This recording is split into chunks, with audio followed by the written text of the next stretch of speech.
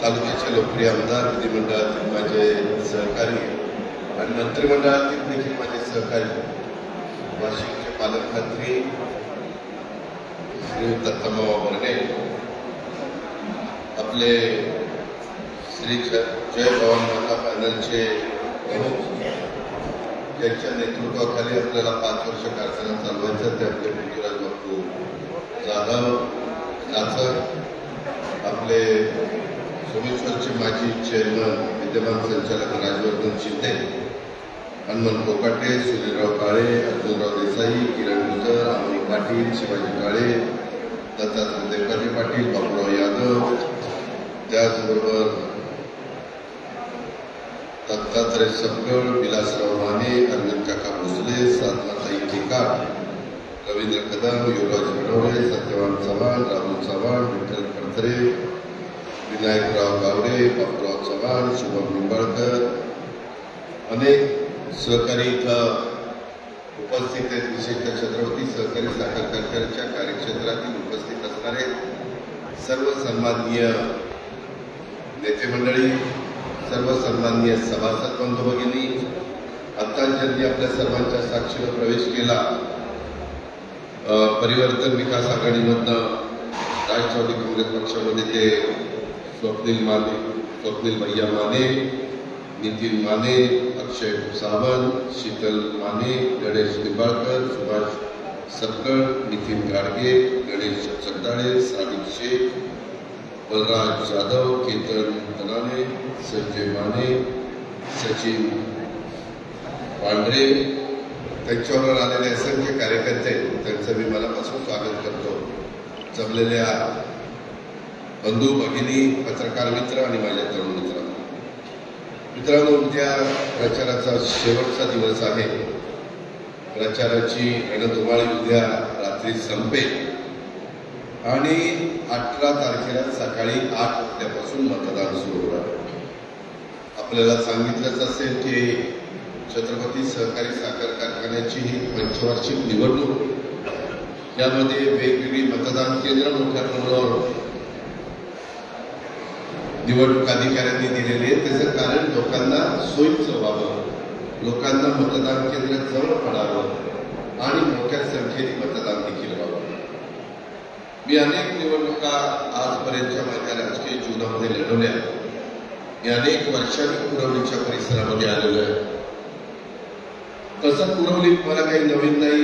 माझ्याही इथल्या सभासदांना किंवा माझ्या शेतकरी वर्गाला मी काही नवा नाही. मी असेल, दत्तभाऊ असेल, बापू असतील, बाकीचे सगळेच जण आम्ही त्यानंतर निमित्तानं आपण एकमेकाला भेटत असतो, अडचणी मांडत असतो. ठीक आहे, आमच्यावर जबाबदारी जास्त आहे. सध्या महायुतीचं सरकार असल्यामुळे देवेंद्रजी फडणवीस मुख्यमंत्री, एकनाथराव शिंदे आणि मी उपमुख्यमंत्री आहोत आणि बाकीचं मंत्रिमंडळ आहे. सध्याचे दिवस थोडेसे वेगळे आहेत. म्हणजे तुम्हाला माहिती आहे की पाकिस्तानने काही कुरबुरी केल्या आणि त्याच्यातनं अतिरेक्यांनी निष्पाप आपल्या भारतीयांना, पर्यटकांच्यावर हल्ला केला आणि त्याच्याबद्दलचा बदला हा करणाऱ्यांचा घेतला गेला पाहिजे. ही भावना तुमच्या माझ्या भारत देशामध्ये सगळीकडे वाढीला लागली आणि पंतप्रधान नरेंद्र मोदी साहेबांच्या नेतृत्वाखाली आपल्या सैन्याने, आपल्या संरक्षण विभागाने, मग त्याच्यामध्ये नेव्ही असेल, त्याच्यामध्ये मिलिटरी असेल, त्याच्यामध्ये एअरफोर्स असेल, त्या सगळ्यांनी कशी कामगिरी बजावली हे आपण सगळ्यांनी पाहिलं. आता आपल्या सर्वांना सुरक्षित ठेवण्याचं काम आपले जवान करतात. आजही आपण बारकाईनं लक्ष ठेवलं, कारण त्या शेजारच्या राष्ट्राचं सांगता येत नाही. खबरदारी घेण्याचं काम बॉर्डरवर जाऊन सैनिकांच्या मध्ये मिसळून आपल्या पंतप्रधान मोदी साहेबांनी पण केले, राजनाथ सिंग संरक्षण मंत्र्यांनी पण केले. हे झालं देशाच्या संरक्षणाची जबाबदारी. आपण वर्षानुवर्ष पिढ्या प्रपंच करणारी माणसं, शेती करणारी माणसं. तुमचा माझा बहुतेकांचा मुख्य जो शेतीमधलं पीक आहे ते ऊसाचं आहे. आता बोलत असताना दत्तामामांनी थोडा उल्लेख केला की बाबा पाणी आणि ऊसाचं एक वेगळं नातं आहे. मित्रांनो, मी आज तुम्हाला सगळ्यांना छत्रपती सहकारी साखर कारखान्याच्या निवडणुकीच्या निमित्तानं श्री जय भवानी माता पॅनल त्याच्या कपाशीच्या चिन्हावर आपलं पवित्र बहुमोल अशा प्रकारचं मत आपण उद्याच्या 11 तारखेला तमाम माझ्या सभासद बंधू भगिनी द्यावं ही आग्रहाची मताची कळकळीची विनंती करण्याच्या करता मी आपल्या परिसरात आलो. थोडं पावसाची परिस्थिती आता बदललेली आहे. ग्लोबल वॉर्मिंगचं संकट आहे. अंदमान निकोबार म्हणून एक परिसर आहे, तिथं मॉन्सून पोहोचलेला आहे. आपल्याकडे 7 जून पासून महाराष्ट्रामध्ये मॉन्सून सुरू होतो. आता खरीप पूर्व आमच्या बैठका चालू आहेत. मी परवा दिवशी पुण्याची बैठक घेतलेली. मी पुण्याचा पालकमंत्री आहे, तसा बीडचाही पालकमंत्री आहे. माझ्या माहितीप्रमाणे बीडला मी सोमवारी बैठक घेतलेली आहे आणि 21 तारखेला मुख्यमंत्री आणि दोन्ही उपमुख्यमंत्री कृषी मंत्री राज्याची बैठक घेतोय की माझ्या शेतकऱ्यांना बियाणे जे लागणार आहेत ते आहे का, खतं जी लागणार आहेत खरीपाला, खरीप पिकाच्या पिकाकरता ती उपलब्ध आहेत का, अजून काही अडचणी आहेत का, त्याचा आढावा जेवढी कमतरता असेल ती आम्हाला कुठल्याही परिस्थितीमध्ये या मंथ एंडपर्यंत करायची. कारण एकदा मृग नक्षत्र निघाला, पाऊस पडला, वापस आला की माझा शेतकरी पेरण्याला सुरुवात करतो. हे आपण पिढ्यानपिढ्या बघत आलेलो आणि त्याच्यावर तिथंही आम्हाला सगळ्यांना लक्ष द्यावं लागतं. आणि त्याचबरोबर आपली ही निवडणूक आहे प्रपंचाची. काही जण टीका टिप्पणी करतात, तो त्यांचा अधिकार आहे. मी सगळ्या महाराष्ट्राला सांगतो की बाबांनो, डॉक्टर बाबासाहेब आंबेडकरांनी संविधानाच्या माध्यमातून आणि घटनेच्या माध्यमातून आपल्याला अधिकार दिलेला आहे. तो अधिकार प्रत्येकाला सभासद असेल त्याला मताचा आहे आणि प्रत्येकाला आपलं म्हणणं मांडण्याचा अधिकार आहे. आम्ही जसं श्री भवानी माता जय भवानी माता पॅनलच्या निमित्तानं कपाशीला मतदान करा अशी विनंती करतो, त्यावेळेस त्याच्या मागची पार्श्वभूमी तुम्ही कारखान्याचे मालक आहात आणि मालकांनी ती गोष्ट समजून घेतली पाहिजे. मित्रांनो, आता आपलं कार्यक्षेत्र वाढलंय. जरी बारामती इंदापूर तालुका असला तरी बारामतीचा भाग साधारण 40%, इंदापूरचा भाग 60%. आणि एवढा मोठा भाग असताना देवीची निवडणूक आणि ही निवडणुकीमध्ये जमीन आसमानाचा फरक आहे. आता आपला कारखाना आता साधारण 200 कारखाने महाराष्ट्रामध्ये काम करतात. 100 सहकारी आणि 100 खासगी आहे. आणि त्याच्यामुळं माझा शेतकरी ज्यावेळेस ऊस पिकवतो त्यावेळेस त्याला वाटत असतं की ज्या कारखान्याला ऊस घालेल त्यांनी भाव चांगला दिला पाहिजे. भाव चांगला देण्याच्या करता त्या कारखान्याची रिकव्हरी चांगली असली पाहिजे. त्या कारखान्यामध्ये काटकसरीनंच कारखाना चालवला पाहिजे. त्या कारखान्यामध्ये साखर विक्री चांगल्या पद्धतीने केली पाहिजे. जर मळी विकायची असेल तर ती चांगल्या पद्धतीने विकली पाहिजे. त्याच्यामध्ये बग्यास विकायचं असेल तर बग्यास चांगल्या दराने विकला पाहिजे. हा बारीक बारीक गोष्टी. कारण मी नेहमी सांगतो की माझी सुरुवात ह्या साखर कारखान्यापासून झाली आणि त्याच्यावर माझं वेगळं नातं आहे. मी सुरुवातीला या कारखान्याचा संचालक होतो. तुम्ही पण मला निवडून दिलं 84 साली. गुलाब साहेबांच्या नेतृत्वाखाली आम्ही चांगल्या पद्धतीनं काम करण्याचा प्रयत्न केला. त्याच्यानंतर पण अनेकांनी, बापूंनी चेअरमनची मुशवरी, दत्तामामांनी मुशवरी, अनेकांनी मुशवरी. पण अलीकडच्या काळामध्ये कारखाना महाराष्ट्रात इतरांच्या तुलनेने जसा चालायला पाहिजे होता तसा चालणार आहे. ही माझी कल्पना आहे, सभासद म्हणून तुमची पण कल्पना आहे. त्याच्यामध्ये काही बदल केला पाहिजे. म्हणून मी पूर्वीच्या बोर्डातल्या आवाहन केलं की यावेळेस नवीन आपण सगळी लोक घेऊया. जुन्या बोर्डाचा एक देखील नको, मागच्या बोर्डाचा. आणि त्याच्यामध्ये एक मीटिंग बोलवण्यात आलेली होती. मला ती कळली. मी सभासद आहे. आज मी तुमच्या समोर उपमुख्यमंत्री म्हणून बोलत नाही. तुम्ही जसं छत्रपतीचे सभासद आहात तसा मी पण सभासद आहे. मी तुमचं नेतृत्व करतोय. आज मी तुमचा पालकमंत्री आहे. आज मी राज्याचा उपमुख्यमंत्री आहे. तरी मी दत्तामामांनी आम्ही तुमचं प्रतिनिधित्व करत असताना माझ्या मतदारांना, माझ्या लोकांना, माझ्या सभासदांना वस्तुस्थिती सांगितली पाहिजे. आज 2 पॅनल तुम्ही शांतपणे विचार करा. तुम्हाला कदाचित त्यावेळेस आम्हाला 21 मध्ये घेता आलं नसेल. तुम्ही आता उमेदवार निवडले त्याच्यापेक्षा ताकदीनं श्रेष्ठ असाल, पण आम्हाला 21च्या बाहेर जाता येत नव्हतं आणि त्याच्यातून ही निवड केली. ती हा माझ्या जवळचा, तो बापूच्या जवळचा, हा मामाच्या जवळचा असं केलं नाही. ज्यावेळेस निवडणूक मीटिंग घेतली त्यावेळेस मी बापूंना म्हणलं की मी येतो आणि मी सकाळी व्हॉट्सअपवर लोकांनी फिरवलं की अजित पवार पण येणार आहे. तिथं आपण सगळ्यांना या असं सांगितलेलं होतं. हे आबादनं, हे काही तुमच्या माझ्या घरचं लग्न नव्हतं. हे आपल्या प्रपंचाचा, पुढच्या पिढ्यांचा महत्वाचा विषय होता. त्याच्यावर ज्या कामगारांचं संसार अवलंबून आहे त्या कामगारांचा प्रश्न होता. त्यांच्यावर देखील उद्याच्याला परिस्थिती वेळच्या वेळेला त्यांचे पगार झाले पाहिजे. त्याच्या संदर्भामध्ये जेवढी गरज आहे तेवढेच कामगार घेतले गेले पाहिजे. त्याच्यामध्ये कामगारांनी सही करून कामच केलं पाहिजे. उद्याच्याला या अजित पवारच्या जवळचा आहे, मी सही करणार फिरणार, तू तुझ्या घरचा, तिथं तू छत्रपतीचा कामगार अधिकारी आहे. तुला दिलेला जो अधिकार असेल आणि तुला दिलेलं जे काम असेल ते केलं पाहिजे.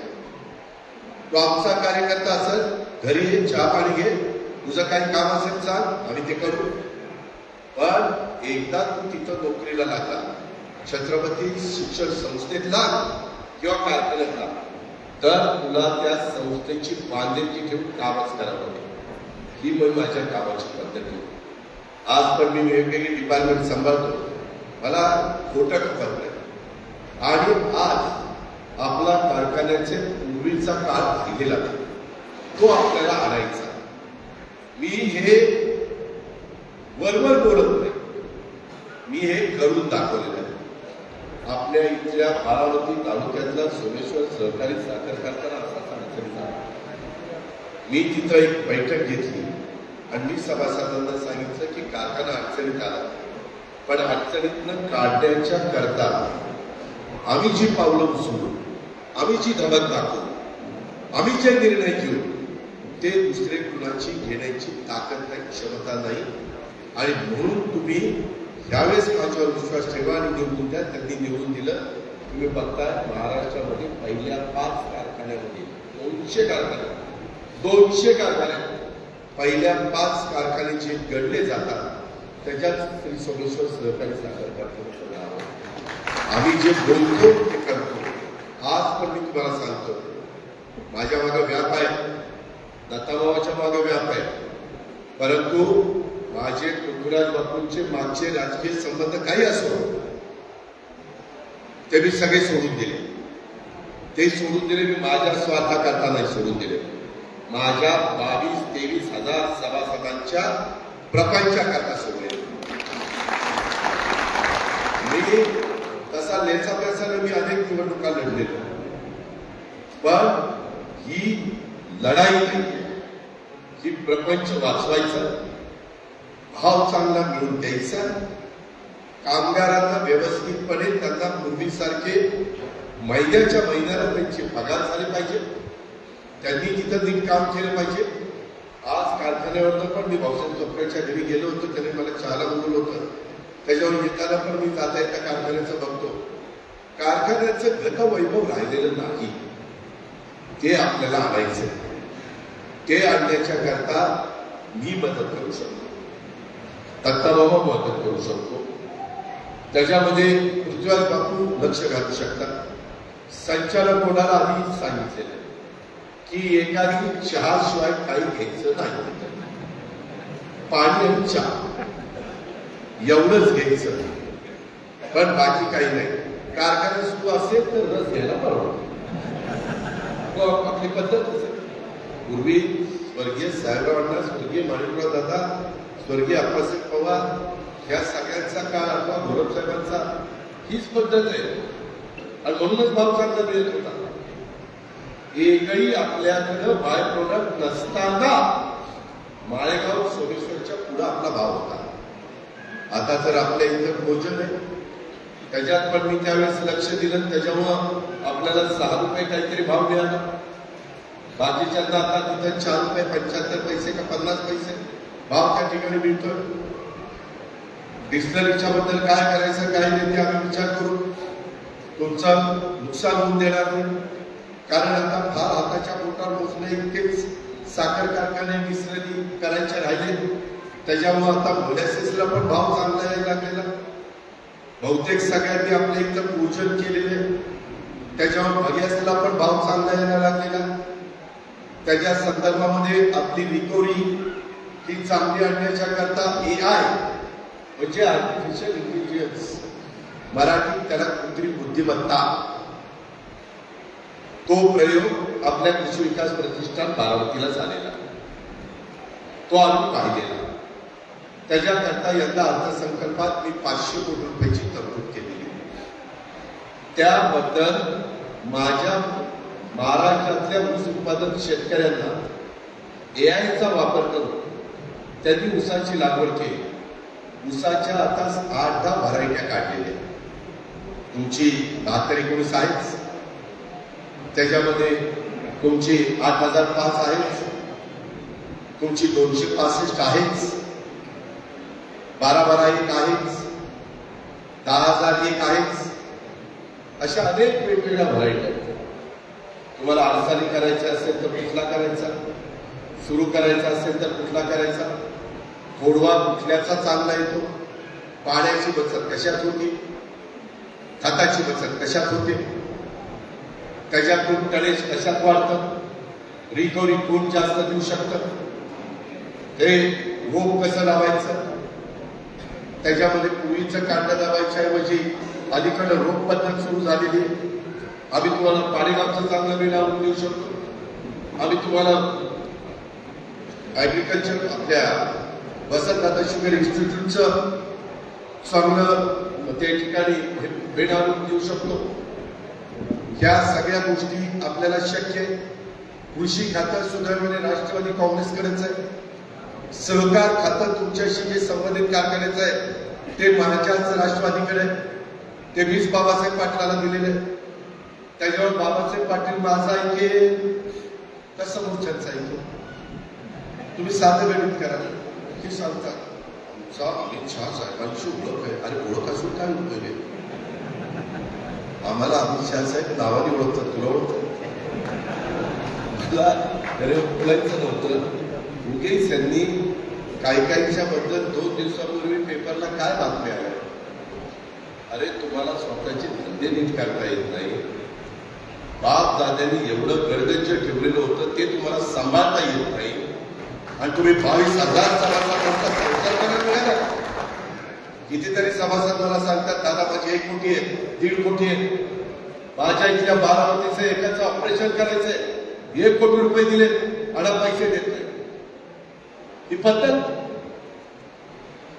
अरे तुमचा प्रपंच कुणाच्या हातात द्यायचा आता त्या ठरवा. आणि तिथं क्रॉस वोटिंग वगैरे होता कामा नये. प्रत्येकाने तुम्हाला द्यायचं असेल तर तुम्हाला 20 मतं द्यायचा अधिकार आहे. वर्गवाल्या 20 कपाशीलाच फुल्या द्या. वर्गवाल्यांना अशोकला मला वाटतं 6 मतं 7 अशोक किती मतं आहेत त्याला? 1 वर्गाचं, 2 महिला, 1 SC ST, 1 LT, 1 OBC, 6 मतं.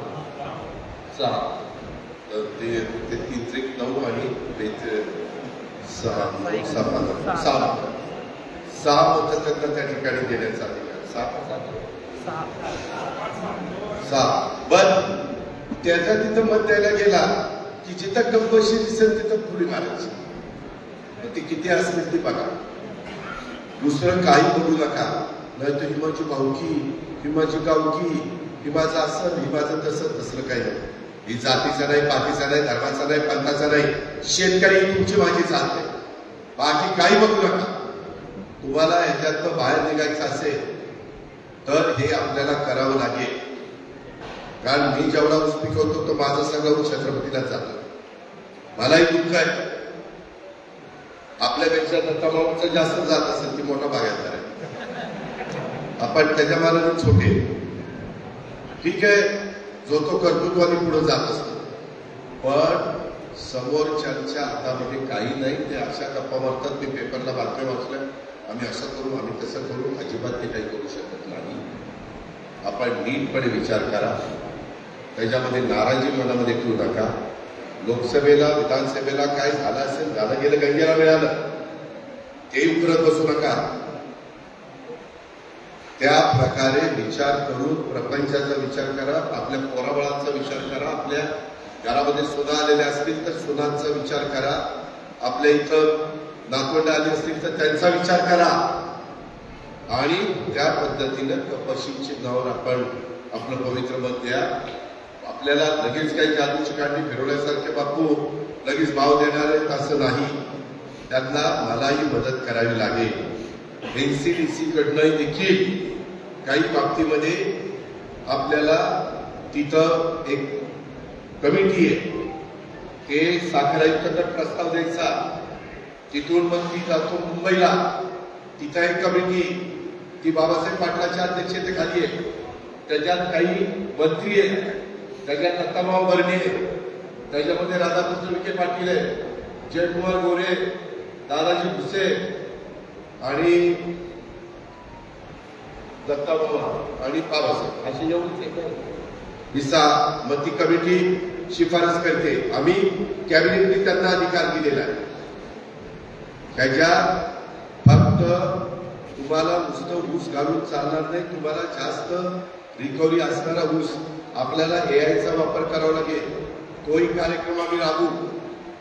त्याच्यामध्ये राज्य सरकारकडनं जे काही सहकार्य लागेल ते मी त्या ठिकाणी घेईन.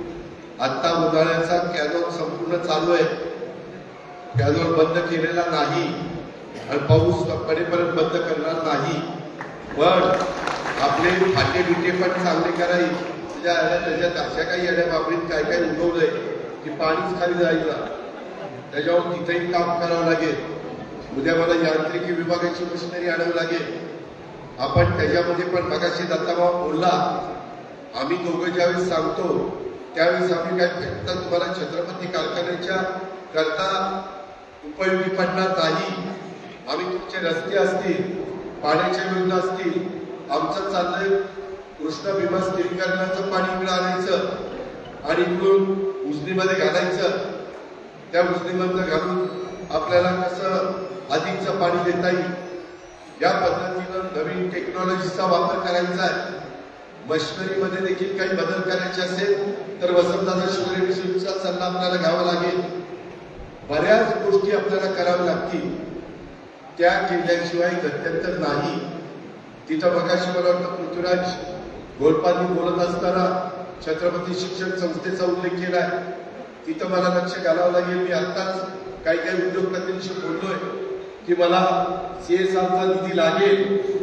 31 मार्च झाल्यानंतर ज्याचा नफा जेवढा असतो त्या प्रमाणामध्ये त्यांना CSR खर्च करावा लागतो. आणि तुमच्यामुळं माझी राज्यात आणि देशात पण काही महत्वाच्या उद्योगपतींची ओळख आहे. 20 शब्द टाकल्यानंतर आपल्याला मदत होऊ शकते. म्हणजे मी कुणाला सांगितलं की कोटी द्या, 2 कोटी द्या, 5 कोटी द्या, तर माझ्या शब्दाखातर ते तिथपर्यंत रक्कम आपल्याला देतील. आपल्याला छत्रपती शिक्षण संस्थेमध्ये पण बऱ्याच गोष्टी करायच्या. आणि मी पहिल्यांदा ठरवलं नव्हतं की भागच घ्यायचा नाही, पण नंतर मी म्हटलं की आपण चुकीचं वागतो. या शेतकऱ्यांनी आपल्याला पहिल्यांदा संधी दिली म्हणून आपण छत्रपती कारखान्याच्या कार्यक्षेत्राला माहिती झालो. नंतर बँकेत गेलो, बँकेमुळे जिल्ह्याला माहिती झालं. बारामतीकरांच्यामुळं तुमच्यामुळं मी खासदार झालो, त्याच्यामुळं देशाला माहिती झालं. आणि मग मी माझ्या लोकांना अडचणीमध्ये ठेवू शकत नाही. त्याकरता मागचं सगळं आम्ही सोडून दिलं आणि आपला कारखाना पहिले दिवस चांगले आणायचे या मुद्द्यावर आम्ही एकत्र आलेलो आहे. आमचा दुसरा कुठलाही स्वार्थ नाही. त्याच्याकरता तुमची आम्हाला साथ हवी. वडीलधाऱ्यांचे आशीर्वाद, माझ्या आया बहिणींचं सहकार्य आणि माझ्या इतर सभासदांचं सहकार्य आहे. ते म्हणतात की इतक्या हजार सभासदांचं सभासदत्व दिलं असतं. आम्ही वाचवलं. कुणी वाचवलं? कुणी वाचवलं? आम्ही त्याच्यात प्रयत्न केले. कशाला गप्पा मारतात? त्याच्यामुळं ते तसलं काही डोक्यात आणू नका. तुम्हाला तुमचा अधिकार आम्ही ठेवलेला आहे. त्याच्यामध्ये आम्ही कुठलाही दुजाभाव केलेला नाही. आपल्याला बरंच काम करायचं आहे. जसं जसं आधुनिकीकरण होईल त्याचा स्वीकार आपल्याला करायचा आहे आणि त्याचा स्वीकार करून आपला कारखाना हा जवळपास 1956 आपलं बॉयलरचं भूमिपूजन झालेलं आहे. कारखान्याचं पण भूमिपूजन 13 मेला झालं आणि बॉयलरचं 56 मध्ये झालं. म्हणजे 56 ते 50 वर्ष आणि हे जवळपास 19 वर्ष. म्हणजे इतके वर्ष 69 वर्ष आज या गोष्टीला झाली. 2 पिढ्या गेल्या, तिसरी पिढी पुढे आली आणि वैभव आपल्याला पुढे अनेक पिढ्या टिकवायचं. त्याच्याकरता कुरवडीकरांनो, इथल्या माझ्या सभासदांनो, राहिलेल्या दिवसात अफवा उठती तिथंही गाळा गाळा गाळा गाळा गाळा त्याला धरला. तसलं काही नाही. धरला नाही, काढला नाही. आपली आपली गप्पबशी करा. त्याच्या संदर्भामध्ये त्यांना गाड्याही वापरायचा अधिकार ठेवलेला आहे. म्हणजे कारखान्याच्या ते स्वतःचे वापरू शकतात कारखान्याच्या. त्याच्यावर जिथं काटकसर करता येईल तिथं पृथ्वीराज बापू जाचकांच्या नेतृत्वाखाली आम्ही सगळेजण काटकसर करणार आहोत. बापूंना कारखाना चालवत असताना जिथं दत्तामामाची मदत लागेल तिथं दत्तामामा मदत करेल. जिथं माझी मदत लागेल तिथं मी त्या ठिकाणी मदत करेन. जर उद्याच्याला दिल्लीतली मदत लागली तर मी बापूंना घेऊन अमित भाई शहांच्याकडे जाईल आणि तिथली मदत त्या ठिकाणी मिळून देईल. त्याबद्दल आपण काही काळजी करू नका. मात्र तुम्ही तुमचा पिकवलेला गळीताला आणलेला ऊस हा कारखान्यालाच घालावा लागेल आपल्या छत्रपतीला. तर आपल्याला छत्रपतीच्या नावाला साजेचं काम करून पूर्वीचे वैभवाचे दिवस दाखवता येतील. हे सगळे करत असताना काही गावांना प्रतिनिधित्व मिळालं नाही. तिथं काय मार्ग काढायचा तो मी दत्ताबाबा बापू बसून काढू. त्याबद्दल आपण ती काळजी करू नका. त्याच्या संदर्भामध्ये मागं काही आमच्या चुका झालेल्या असतील त्या पदरात घ्या. त्यावेळेस त्या चुकाची पुनरावृत्ती करायची नाही. ती गुंडाळ मनाशी बाळगलेली होती आणि त्याच्यातनं सुरुवात केली आणि त्याच्यातनं आमच्यापर्यंतचा दिवस गाठलेला आहे. आता राहिलेल्या दिवसात कुणी काही वेडेवाकडे प्रकार केले तर त्याला बळी पडू नका. कारण आपल्याला पुढं चांगले दिवस पाहिजे आणि ते चांगले दिवस पाहण्याच्या करता सर्वोपरी सहकार्य करण्याची आमची सगळ्यांची मानसिकता आम्ही केलेली आहे. माझ्या हातामध्ये राज्य सरकारचं अर्थ खातं आहे. 7,20,00,000 अर्थसंकल्प मी सादर केलेला आहे. त्याच्यामुळं ज्या गोष्टी राज्य सरकारकडनं ते राज्यातल्या कारखान्यांना देणार आहोत त्यावेळेस त्याच्यामध्ये छत्रपतीला पहिला मान त्या ठिकाणी नाही.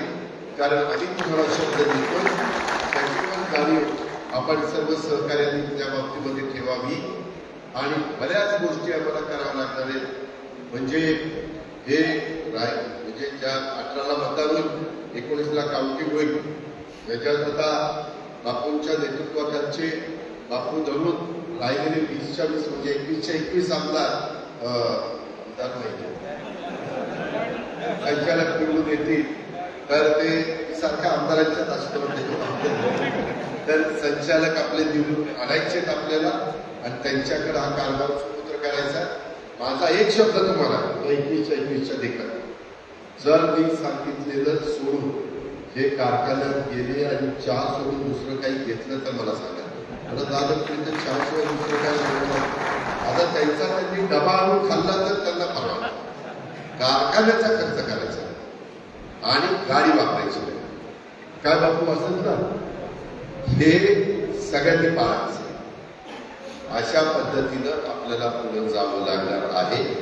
तर आपल्याला पहिले स्वर्गीय अण्णा साहेबांचे, स्वर्गीय माणिकराव दादांचे, स्वर्गीय गुलाब साहेबांचे हा जो काळ होता ते दिवस आपल्याला त्या ठिकाणी आणता येणार आहे. म्हणून मी आज दुपारपर्यंत माझ्या सगळ्या मिटिंग केल्या आणि विमानाने बारामतीला आलो. म्हणलं चला त्या निमित्तानं पुरवणीला जायचं. तारीख संपून ह्याला जातो अकोल्याला, उद्या बोर्डेवाडीला आणि सांगता सभा आपली संसदला आहे. पण त्यामध्ये माझी पुन्हा तुम्हाला विनंती आहे की जसं सोमेश्वरला चांगले दिवस आम्ही दाखवलेले आहेत, ती दाखवण्याची क्षमता आमच्यामध्ये आहे, तेवढी खमक आणि ताकद आमच्यामध्ये आहे. ते आपल्याला सगळ्यांना त्याचा फायदा करून घ्यायचा आहे आणि त्या पद्धतीनं आपल्याला वाटचाल करायची. मी आता सांगत नाही, पण बापूंनी विचारात एका गोष्टीच्या करता आपल्या कारखान्याचे 50 लाख रुपये जात होते. बापूंनी मला फोन करून सांगितलं, दादा तुम्ही सांगितलं तर बचत होईल. मी फोन केल्यावर ते 10 लाख होता. म्हणजे अजून वोट निवडून यायच्या आतच आम्ही 40 लाख रुपये वाचवतो. तसं पुढं कोटीत आपल्याला वाचवायचं, कोटीत वाचवायचं. आणि त्याच्याकरता मी पण बापूंना सांगणार, तुमची काही कामं असतील मला फोन करायचा. मुंबईला पण यायचं नाही, दादा हे काम मगाशी तर हे काम सांगितलं ते त्यांना मला माहिती आहे. 5 मिनिटं लावले नाहीत, विचारा लगेच फोन केला त्याला सांगितलं मी प्रस्ताव सोमवारपर्यंत मुंबईला आला पाहिजे. प्रशासनावर माझी पकड आहे का नाही, सगळं महाराष्ट्र मान्य करतो ना, कारण आपण कुणाचं वाकडच केलं नाही ना. अधिकारी कसा ऐकणार नाही, कामच सरळ मार्गी सांगतो. मी वेळावरचं काम सांगत नाही. काम सांगताना अधिकारी म्हणला की दादा ही अडचण आहे. आता एका भगिनीने माझी डायरेक्टरच्या सुनेने एक काम सांगितलं, मी लगेच त्याला फोन लावला, पण तो म्हणला दादा ती कॉन्ट्रॅक्टवर आहे, त्याच्यावरती कॉन्ट्रॅक्ट म्हणूनच करावं लागेल. जे आहे ते करण्याच्या करता मी माझं सर्वस्व पाण्याला लावीन, ती काळजी तुम्ही करतो. त्याकरता मी काही बाकीचा विचार करणार नाही. पण आज मला तुमच्या पवित्र मताची गरज उद्याच्या 11 तारखेला आहे आणि त्याकरता माझी आपल्याला विनंती आहे की 21 मध्ये तुमच्या विचाराचे असतील नसतील तुम्ही त्यांच्याकडे बघू नका, तुम्ही माझ्याकडं, मामाकडं आणि बापूंकडे बघा आणि ते कपशीचं चिन्हावर फुली त्या ठिकाणी मारण्याचं काम करा. आणि असं प्रचंड मताने पॅनल आलं पाहिजे की समोरच्यांनी परत 5 वर्षांनी नाव पण नाही काढलं पाहिजे. अशा प्रचंड मताधिक्याने तुम्ही हे पॅनल विजयी करा. तुम्ही जेवढं जास्त मताधिक्याने विजयी करा तेवढा महाराष्ट्रामध्ये आपला छत्रपती सहकारी साखर कारखाना 5 वर्षात वरच्या क्रमांकावर आणण्याचं काम आम्ही पृथ्वीराज बापू चाचकांच्या नेतृत्वाखाली करून दाखवू, हा शब्द मी तुम्हाला देतो आणि या ठिकाणी थांबतो. जय हिंद, जय महाराष्ट्र.